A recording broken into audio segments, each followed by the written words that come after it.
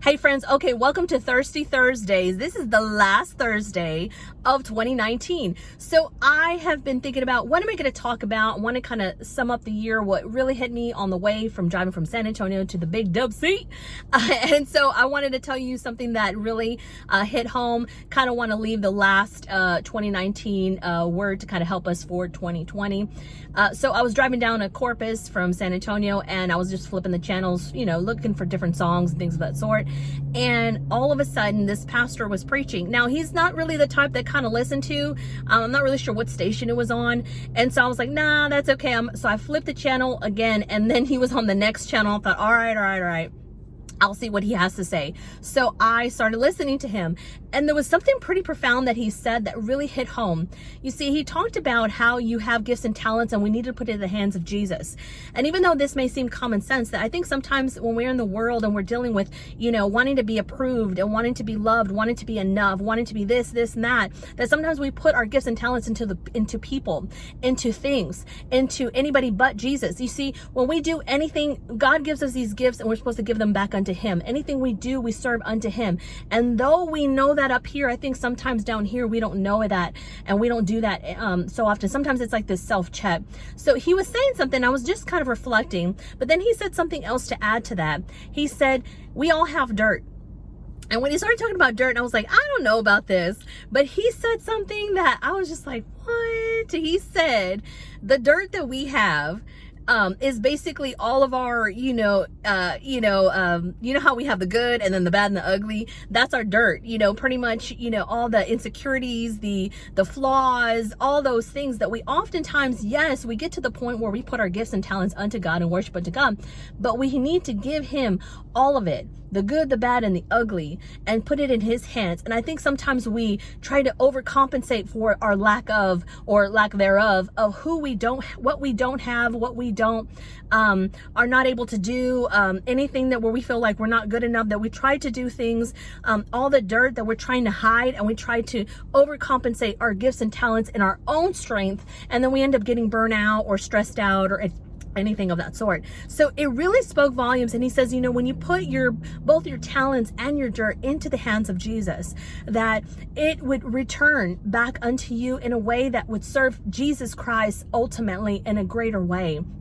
And that really started to get me thinking, you know, when he started saying all these different things, I started reflecting on my goals, my word for the year for 2020, all the things that I want to leave behind. And it really started making me think, you know, at the end of the day, I know I've prayed about my word. I know I've prayed about my goals. I know I've prayed about all these different things that I want to leave behind, how I want to grow. And now I do this periodically all the time, but it was something that, you know, here we're talking about for the new year, you know, things that I wanted to do for the new year. And it really made me think, you know, about Abraham when God gave him Isaac, and when God told him to sacrifice Isaac. And then we know the whole story, and there's so many amazing nuggets in that. But just to look at it the simplistic way, the most simplistic way of it, of what he did, was that he took Isaac, the promise that God had given him, and he was going to sacrifice Isaac. You see, I think sometimes we have to come to a place that even though God has given us something, we have to go back and say, can we offer it back up?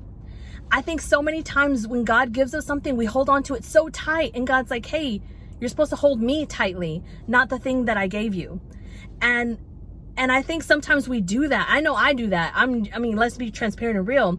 I know sometimes, like, God has given me something. He has blessed me something with it, whether it's an opportunity, a thing, a person, or whatever it may be. And I hold on to it tightly because, like, I don't want to lose it. And God, I want to take care of it. And I want to make sure, but I chokehold it so tight that when God's trying to grow it and move it, I'm like, no. And I don't realize that I end up fighting God on the very thing he has given me. And so the understanding is that you hold it with a loose hand, that God has given us whatever he's placed in our hands, in the palm of our hand, that we hold it loosely so that he can cultivate it and grow it and move it around, so that we're also a part of that as well. And what we hold tightly is the only thing that we hold tightly is Jesus Christ himself. And sometimes we can lose perspective. I know I can lose perspective. So we always have to come to a place of this Abraham and Isaac, where we go back and offer it to God. Though I know he's given it to me, though I know he's given me these opportunities, people, whatever it may be, I offer it back up because I know that if I'm able to do that, that I know that it will return back to me. Because you see, Abraham still had Isaac back, and we know the rest of the story, how it goes from there with Isaac and all the great things that he did and all the lineage and things that came after that. So the understanding is that can we hold the things that God has given us loosely, or do we hold it on so tightly that we miss an opportunity for it to grow, and then maybe even miss the opportunity that it could easily die in our own hands? You see, it won't grow in our hands. It'll grow in Jesus Christ's hands, even though he's placed it in us, because it is him that gave it to us. So it's just something that I'm telling you, but I'm telling myself. And it's something that it was a really big aha moment. And also too, realizing that I need to give my gifts and talents, as well as the dirt in my life, to Jesus Christ, so that this is something that if I know that it's for me, that it will return back to me. That I know that even with my insecurities, even with everything that I'm going through, and I know I'm in a process, and I know I'm a work in progress, and that I know that God is working things out in me, that he'll still use that. That it's not the reaching of perfection or reaching a certain ability, a standard, whether even the world, even if the world tells me, or even if people tell me, or even if I put it on myself, it's something that's coming to the understanding that no matter what, God's greatest strength is in our weakness. And coming to that sense of humility and vulnerability, and being okay with, like, you know what, I'm not really good at this, but I'm here to do your perfect will, Jesus Christ. I'm here to do what you have called me to do. You see, when Jesus was, right before he got crucified, he says, take this cup from me. This is too heavy. This is too hard. But at the end of the day, let your perfect will be done. And that is the very moment that the only thing that Jesus needs from us, because he himself did it, was that he just needs our will. If we just have a true desire, how we're going to get through it, how we're going to get past it, how we're going to get there, how we're going to make it, how we're going to do this, how we're going to do that, that's not for us to figure out. But simply just having the will, the desire, the vulnerability to say, you know what, I don't know what I'm doing. I don't know how to do it, but show me and I will go your way.